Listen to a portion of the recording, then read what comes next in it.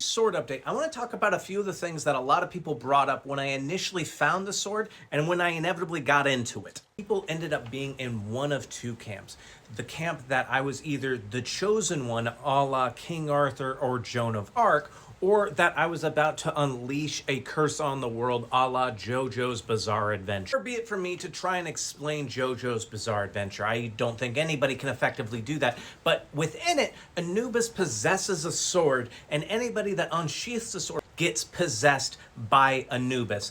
The immaculate Abd Anubis ended up having to use a set of sharp pliers to get through the scabbard to get to the sword underneath. In fact, I thought it was so rusty that the sword had completely deteriorated. This brings me to a very important public service announcement about tetanus, because as I was cutting open that scabbard, I had to think to myself, when was the last time I got a tetanus shot? Because one common misconception is that tetanus is in rust, but it's not in the rust itself. It's in the bacteria that is often found on things that are rusty because they're left outside and left in the dirt. Here I am calling my doctor and being like, hey, can you look up when my last tetanus shot was? And they're like, yeah, sure. And did you step on a rusty nail? And I'm like, no, I found a rusty sword on the street and I've been trying to restore it in my bathtub. And they're like, okay, yeah, sure. Would you like to come in for a psychological evaluation? What I'm saying is that there was more evidence that it was an Anubis sword rather than a King Arthur sword.